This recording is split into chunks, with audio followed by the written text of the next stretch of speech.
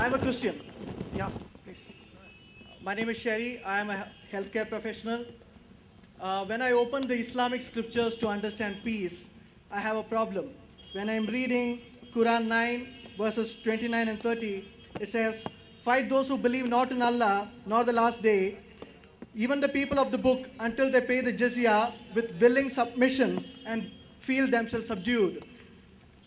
Tafsir Ibn Kabir says that this is speaking about Christians and Jews.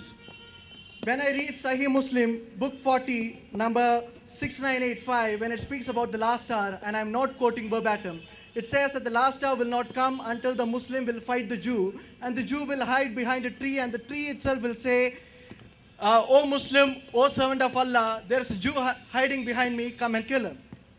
How do I understand peace in this context of the Islamic scriptures? Brother Sherry has asked a question. And as far as I can recollect you, you are from the Sakshi team of Jerry Thomas. So it's a selective part of your reading on the website, not a problem. That is how Sakshi works.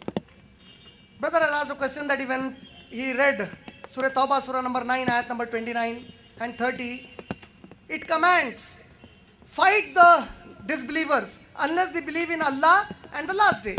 And Tafsir Ibn Kathir, it says that this is referring to the Jews and the Christians. Then how can there be peace? And his next question is, he read a hadith in Sahih Muslim, and the hadith says that the day of judgment will not be established. Qayamat us waqt tak nahi aayegi, jab tak ke unless the Muslims kill all the Jews. And if a Jew hides behind a tree, the tree will say there is a Jew here. I think when you are referring to the Jew, you forget your Bible. The second coming of Jesus is meant for the same purpose. Gospel of Matthew, chapter number 7, entire chapter number 7. The second coming of Jesus is to judge between them who did not follow him. And you know, Americans politically, they want Israel to be set up there because they think if Jesus comes, it becomes very easy for him to punish them. Coming to the context of Islam, to the context of Quran. See, if you do that, it makes no difference.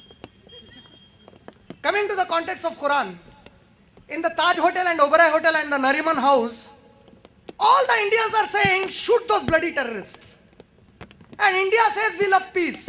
If somebody asks me, being an Indian, you are loving peace and you want to kill that terrorist, what kind of a peace is this? Is that logical question? Sometimes, to maintain peace, you require force. What is the police department? What is the Indian army? What is any other army? It is meant for maintaining peace. Under United Nations, there is a peacekeeping force. I say when there should not be force used for peace, then why does United Nations have a peacekeeping force? Meaning sometimes you require force to maintain peace. What does the police do? If their visibility is enough to put the people on the right side, it's enough. But if unnecessarily people disturb the law and order situation, they being the law authorities, they have all the right to punish the fellows. Similarly, in that context is referring to those Jews and Christians who come out to fight the Muslims. It is unlike the Bible. In Bible, Gospel of Matthew, chapter number 5, verse number 39, Jesus said, if somebody slaps you on one cheek, give him the next. The other one, please slap me on this also. Islam doesn't say that. If somebody slaps you unnecessarily on one cheek, Allah subhanahu wa ta'ala said, ask him why did he slap you. But unfortunately, you see, Muslims are practicing it. Who invaded Iraq and who invaded Afghanistan? Christian country, America. 2,000 or 5,000 Christians or Americans killed in the Twin Towers.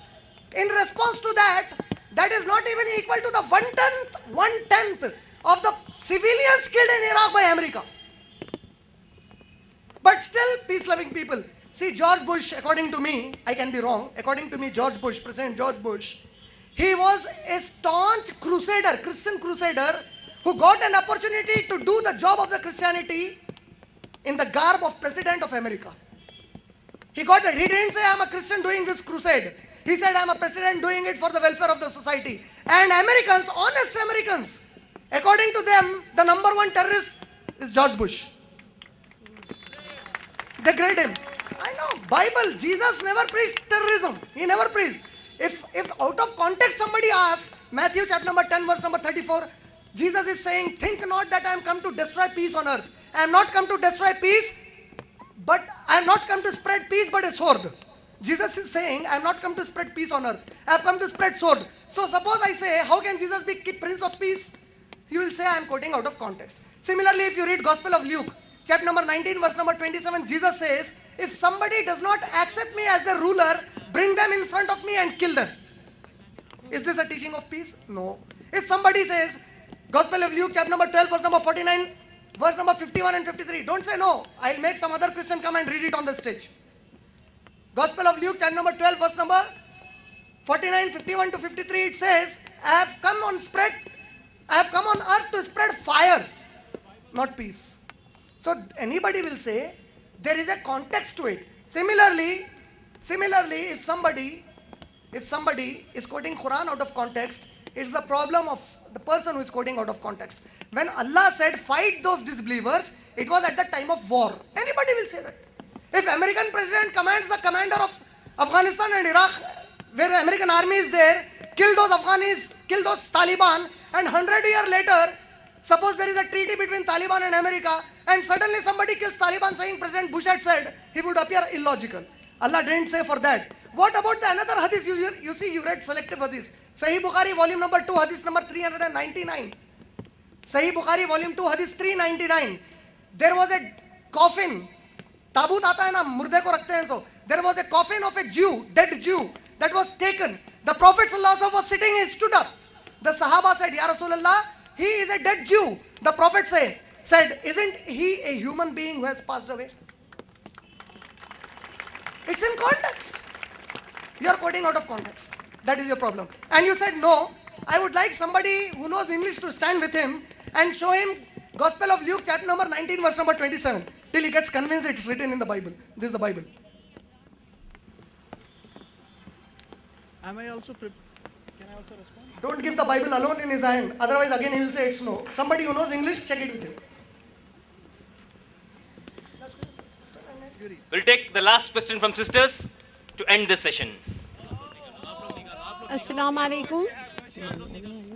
A question from sisters. Assalamu alaikum Walaikum to assalam. the brother Imran and brother Mansoor and all the brothers and sisters. I really appreciate brother Imran. who Sherry, have really please, let them check. Don't go away that Yeah. way. You should be Yeah, convinced. yeah, I am a housewife. Yeah. And I want to know how should a housewife would promote peace? Sorry? How should a housewife should promote peace? Sister has asked a question. How should a homemaker promote peace? Very simple.